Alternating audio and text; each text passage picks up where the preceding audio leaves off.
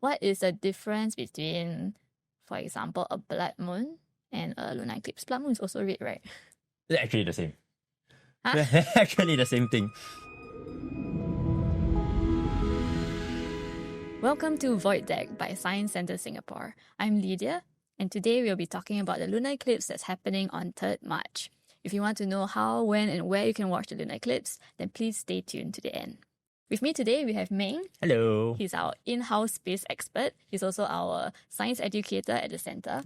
So Meng, can you tell us what is so special about this lunar eclipse? All right. So this lunar eclipse, this coming March, is special in a sense because it's going to happen on the 15th day of the Lunar New Year. So it's going to be a nice way to end the festive season. And when the lunar eclipse happens, it turns red. Mm-hmm. Right? But why does it turn red? So the sun has all the light, right? All the colors. But when it goes through the atmosphere of the earth, the air will kind of scatter the light. Okay. So the first to go is all the blues, then what's next? The greens, and then leaving with the yellows and the orange and the red.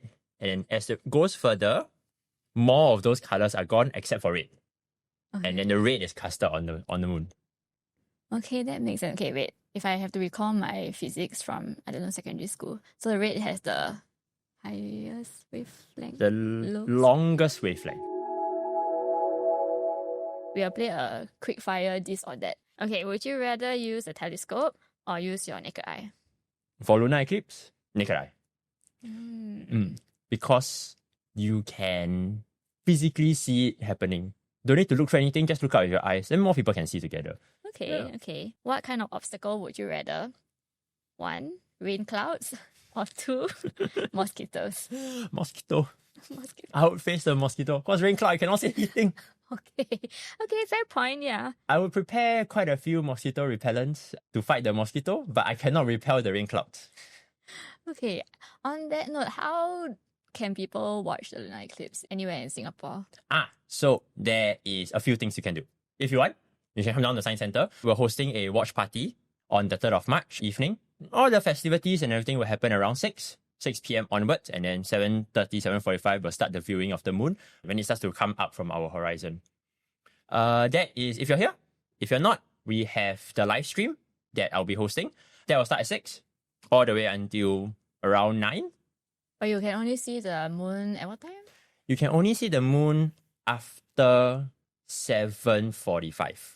In the sky. Because it's going to start rising up at around 7:30, but because our horizon is super crowded with buildings and whatnot. Okay. So 7:45, it should get high enough for people to start seeing it. And that's when it's red color. Wait. So at first it's not red? Yes. So the whole eclipse is going to start at 6. Right? But Singapore can't see it yet. The moon hasn't risen for us.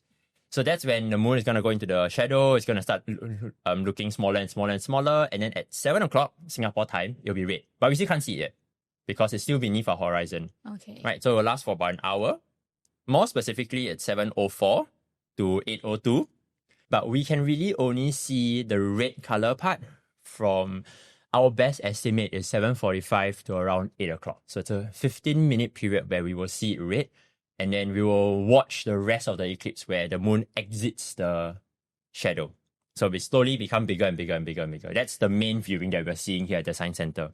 Okay, so 7:45, everyone. That's the most important timing. Yes, just look out. So if you can't be here, can't watch our live stream, no problem. Look out to the east, right? That's the best chance you have of seeing the moon for yourself.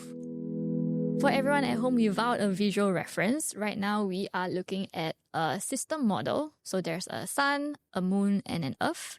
And there's a little crank that we can move around and set the system such that it shows the lunar eclipse. If you're interested, you can take a look at our show notes in the link below, or you can take a look at our YouTube channel as well. Okay, so I have some embarrassing questions. Just for context for everyone at home, I am not science trained. I'm from the media team. So my embarrassing question is, are all lunar eclipses red? What we're going to see on the 3rd March is what we call total lunar eclipse, because the whole moon enters the shadow of the earth, right? That's a total lunar eclipse. But there are some lunar eclipses where the moon doesn't fully enter the shadow of the Earth. So it looks like it's going to become smaller and smaller and smaller, and then at some point it will start getting bigger and bigger again. So it will never enter that red color phase. This model doesn't show you the tilt of the moon, right? But it would be like slightly a little bit higher or slightly a little bit lower, and that's why it doesn't fully go through the shadow of the Earth. And that's called a partial. That's a partial lunar eclipse. Partial lunar Right. eclipse. There is also a partial solar eclipse where it happens in the same way. So only a bit of the sun gets covered. Okay, but what is the difference between, for example, a blood moon and a lunar eclipse? Blood moon is also red, right? They're actually the same. Huh? They're actually the same thing. Okay, a blood so moon and all a right. lunar eclipse. A blood moon would be more correctly known would be the total lunar eclipse, where the moon enters the shadow and becomes red. But remember just now I said that there are lunar eclipses where it's a partial lunar eclipse. So the moon will be partially covered, white and then black, because again, exposure. But it will never become red because it doesn't fully enter the shadow of the Earth. So, okay, you're right to say that a blood moon is for total lunar eclipse. Okay, and then partial lunar eclipses, you won't get the blood moon, so it won't be called a blood So moon. this 3rd March is a blood It's moon. a blood moon, yes, correct. Understand. Okay, is there any fun fact about the moon that you want everyone to know? Actually, not about the moon, but about eclipses. Okay. So eclipses always happen in a pair. Huh? Yes. So just now I mentioned we have one on 3rd March.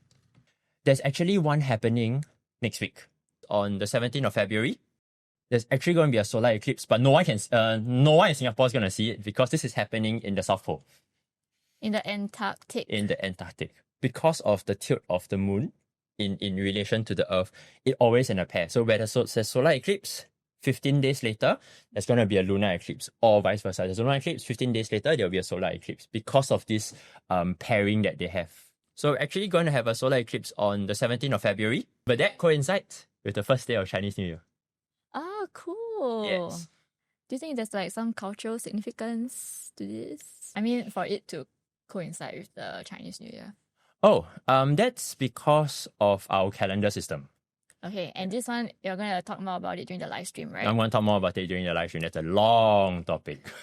Okay, so if anyone is interested in the live stream, you can either catch it on our Science Center YouTube channel, or you can come down to the center starting from what time? 6 o'clock. 6 o'clock, where there will be some activities, and then there will be a live streaming feed as well. And of course, you can look up to the sky and see the lunar eclipse.